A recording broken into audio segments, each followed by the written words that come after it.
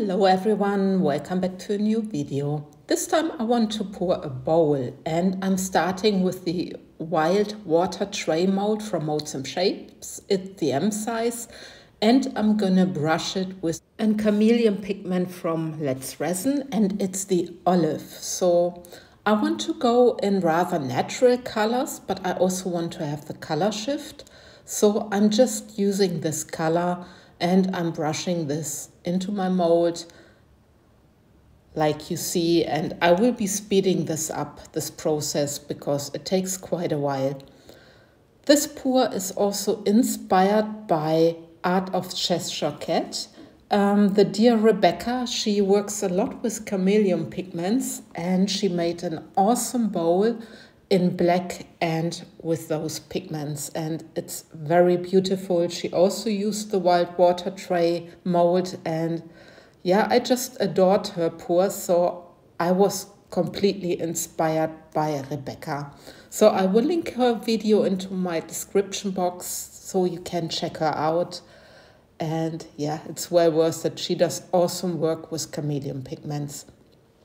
Anyway, so I brushed very fast, as you saw, and now I'm just brushing in a little bit extra, which is on the surface, and then you can see the color shift already. It turns into a soft purple and into an olive green and into a stronger green. So I really love this shade of the chameleon pigment. It's really beautiful. Yeah, you see, I am keeping myself busy, just brushing a little bit more. I want to make sure that not too much pigment will come to the surface. So, and now I'm filling up my little tray mold, and I used from Craft Resin the olive, and I thought it might be a nice mica powder to use for this pour. And I'm also using for the very first time Craft Resin. Craft Resin was so nice and gave me a little sample so I can also test their resin. And I thought I just go for this pour with that resin. So I let this cure, and then it's 24 hours later I can demold. I really waited so long because I needed to go to work. So it's really cured proper, and now I can take it out and you see this wonderful effect. I hope you can see a little bit of the color shift, but you will see it later anyway. But this is now this little tray, and then I just go further with the next step in a second.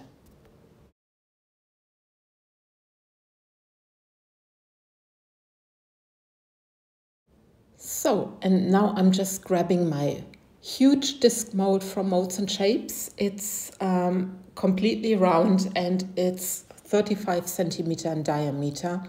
And I want to place this piece I poured before into the center of this mold, but I'm starting with a little bit pattern. I'm using again the Craft Resin, and I'm just pouring this on top of my mold, just the clear, and then I'm altering some colors. So the first color here is a brown, so I need to be careful with the brown. It's this dark chocolate from Etter-Art. It's a mica powder, and I'm just pouring from up high, just randomly as I feel like. Then my next color, it's a scent color, and this is a mica actually from ColorBerry. I really love this a lot. I used this already many times before because I love the shade of this beige tone. My last color is the olive, again from Craft Resin, also mica. So I just randomly alter the colors because I want to have a nice blending of all the colors. It looks a little bit wild, and while I was pouring I thought, Petra, is this gonna work what you want to do? But if you don't try, you don't know. So now again I'm altering some clear on top, and again some of the colors. Here's the brown, and I'm just using up what I have.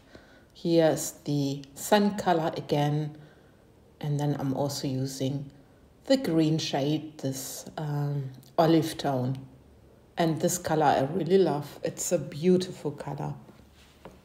And then I'm just taking my clear resin, what's left, and I'm just pouring it top of my pour just to see that I create some effects and that I have the bottom of my mold really filled up, that there's no gap where I don't have any resin. As you can guess, the mold is not completely full. I think it's only filled by a third. And now I'm just torching quickly just to get rid of some of the bubbles which are on the surface. And again, I'm just trying to use everything what I have in my cup. You see it there. And then I carefully place this little tray mold, the wild water tray, into my resin. And I need to be careful that I don't cause too many bubbles. So Rebecca said, you know, to have it a little bit like starting with one side and then carefully put it into the side. And now it's in the center, you see it, and I just let the resin do whatever it needs to do. So it's pulling towards the center, you see it there. And the next step is gonna be putting clear resin on top. I didn't film it, and I also didn't film how I was bending my bowl, but recommend to watch Rebecca's video because she is showing every step, also how she's making the tray soft again so she can bend, or she could bend her bowl. And I did exactly the same steps like she did. I put my tray into warm water, actually quite hot water, so the whole tray got softened again and I could just bend it and put my tape around it. You see it there. And that was me shaping my bowl. But I really recommend Rebecca's video because she really shows it step by step. And now I can show you the final result. And with this, I'm very happy. I love the shading of my edges. I love the effect with the chameleon pigment and the wild water tray in the center. And I painted my edges with the marker. It's a rose gold, but it looks a little bit also like copper, I think. It's very beautiful and I really think it's matching very, very well. Okay, guys, with this, I love and leave you and I thank you for watching. Take care, guys. Bye-bye.